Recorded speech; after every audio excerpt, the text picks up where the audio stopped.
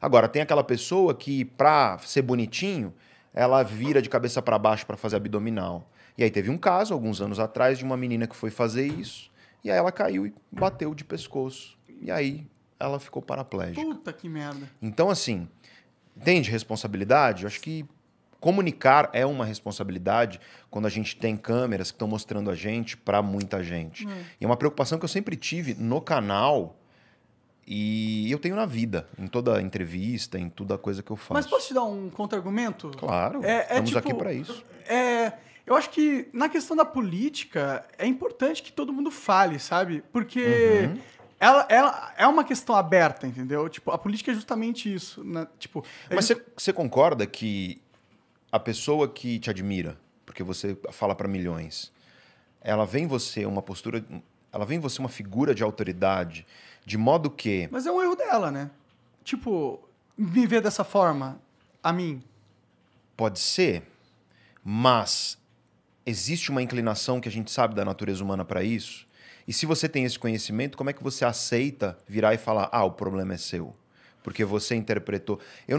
Cara, eu sou um comunicador profissional. E aí as pessoas às vezes falam para mim, equipe, não, Pedro, você já explicou. Eu falei, não, vou explicar isso um pouco mais, porque eu quero que as pessoas entendam. Mas eu posso te dar um outro contra-argumento? Pode, é isso? Estamos aqui para isso. Interpretações, elas são abertas. Claro. Certo? Então, tudo que você fala, ela tem múltiplas interpretações para você ter sobre essa coisa. E você não tem controle nenhum dessas interpretações. Elas podem ser burras e Concordo ilógicas. plenamente.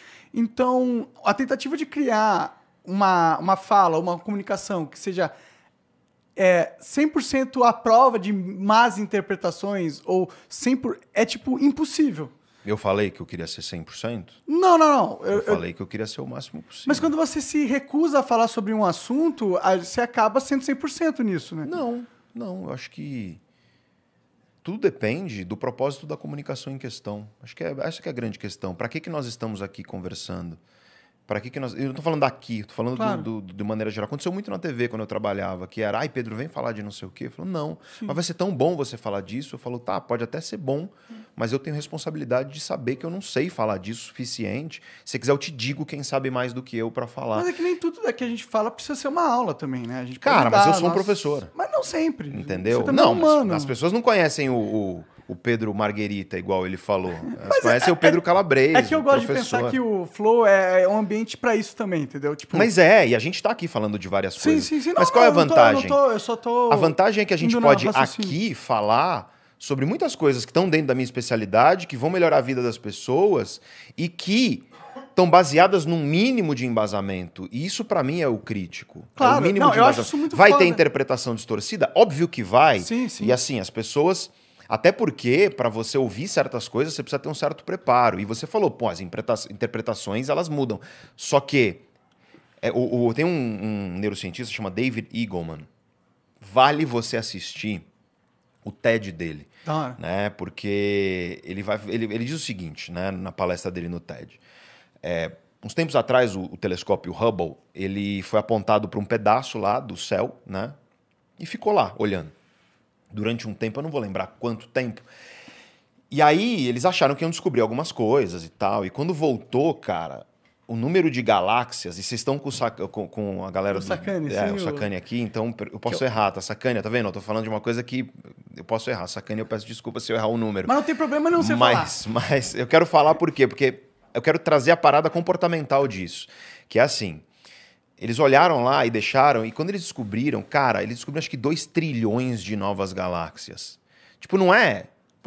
umas 10, entendeu? Tem noção que é 2 trilhões... Não, velho, 2 trilhões de novas galáxias. É tipo, tem todo um outro universo que a gente nem conhecia. Não, é que assim, na verdade, o universo, que é a única coisa que existe, né? O universo, ele é tão mais vasto do que a gente imagina que, sabe, é assustador. E aí, assim, você pensar e presumir que você sabe tudo a respeito de qualquer coisa, já é uma ignorância por si só. Com certeza. Porque existe muita coisa que a gente não sabe. A maioria das coisas a gente não sabe. Muita coisa. Tem mais coisa que a gente não sabe ou que a gente sabe? Não sei. Por quê? Porque tem coisa que a gente sabe que não sabe. Mas eu sei que eu não... Pedro, qual é a natureza biológica da consciência humana do ponto de vista computacional? Ou seja, como é que eu pego um computador e eu programo esse computador para ele ter uma consciência humana? A gente não sabe. Estão tentando aí, tem um projeto na Europa muito grande, tem um projeto nos Estados Unidos muito grande. Que da hora.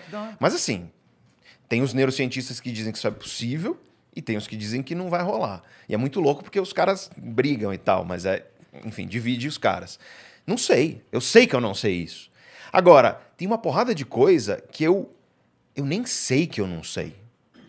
Porque a gente não faz nem ideia disso. Sim. Para pra pensar em coisas hoje que nos parecem óbvias, assim. E a gente nem sabia que a gente não sabia disso 1000 anos atrás, 2000 anos atrás. Sim. Né? Caralho. Sei lá, velho. Para pra pensar em. Antibióticos. Não, para pra pensar na natureza. Voar. Na natureza quântica das coisas. Natureza quântica das coisas que físicos explicam muito melhor do que eu, até porque tem o Richard Feynman, o grande Nobel, ele tem uma frase que eu acho ótima, né? Cara, esse cara era um professor, assim, que é um dos caras que me inspirou como professor. E ele dizia, se o cara diz que entende de física quântica, ele não entende de física quântica. Porque quem entende fala que não entende, né?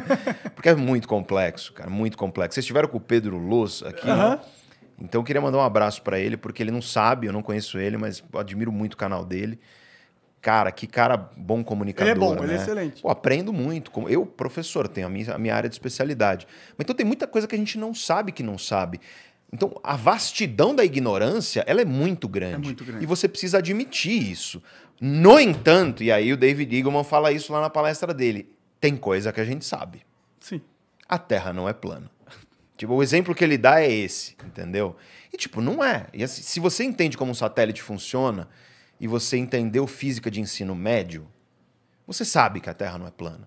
Você sabe que teve um cara lá na Alexandria, eu não vou lembrar especificamente onde é, mas ele calculou a circunferência da Terra baseado em sombra.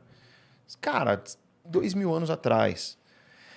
Só que aí a gente vem para um problema da internet, talvez. O Umberto Eco, o grande intelectual italiano, ele disse o seguinte, então não são minhas palavras, ninguém se ofenda comigo, porque foi palavra do Umberto Eco.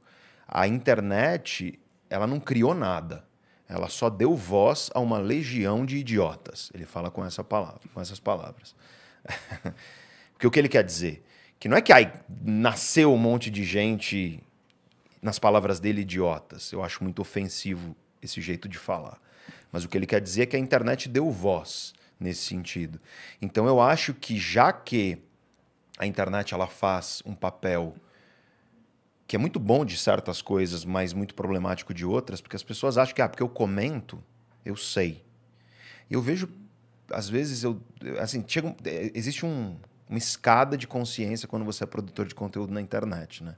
No começo, eu, professor, li os comentários todos, não sei o que e tal. Eu vou te falar que eu tenho uma das comunidades mais respeitosas da internet. É muito raro aparecer Isso é bom. uma outra coisa assim, só os caras que estão ofensiva. preocupados em neurociência, né? Não são Eu os acho que burrão, chatão. já meio que filtra alguma coisa aí. Mas, cara, você vê certos comentários, às vezes eu vejo vídeo de ciência, eu entro lá num canal bacana que eu gosto, eu vou ver os comentários e eu falo, cara, esse cara precisa voltar 10 casas, assim, no jogo, e porque ele tá muito errado e ele não sabe que ele tá errado. Ele não sabe o quanto que ele não sabe, entendeu? E a nossa educação e escolarização, ela não nos prepara para fazer boas perguntas. Ela nos prepara, talvez, para ficar decorando resposta. E talvez esse seja o problema. Talvez você precise de uma educação mais filosófica, no sentido grego da palavra, onde as pessoas estejam mais influenciadas ao quê? Cara, deixa eu questionar, deixa eu usar minha racionalidade. Porque para pensar nisso, o Igor, o Monark. Isso aqui, vamos parar para pensar no microfone? Eu tô falando aqui, o cara tá ouvindo lá, o cara tá no Acre, com o celular na mão, e ele tá me ouvindo. Como isso acontece? O cara chega na casa dele, liga o interruptor e acende a luz. E ele não faz ideia de como isso acontece. É mágica, no fim das contas. No fim das contas. Eu estava dando uma palestra uma vez, uma aula, na verdade. Estava dando uma aula na Casa do Saber. E aí eu estava falando sobre a evolução humana, 70 mil anos atrás, da onde a gente saiu, caçadores e coletores, até os dias de hoje, do ponto de vista do cérebro e tudo mais. E aí um cara levantou a mão e falou, professor, mas a humanidade, hoje ela construiu a física quântica e não sei o quê. Aí eu virei para ele e falei, cara, o que você quer dizer com humanidade? E construiu a física quântica. Porque assim, você está usando humanidade como potencial humano. Aí eu concordo. Agora, se você usar a humanidade como humanidade, tipo seres humanos, o cara acende o interruptor na casa dele, ele não sabe por que que acendeu. O cara pega o celular dele, tá vendo um vídeo agora no YouTube, e ele não faz ideia de como aquilo aconteceu.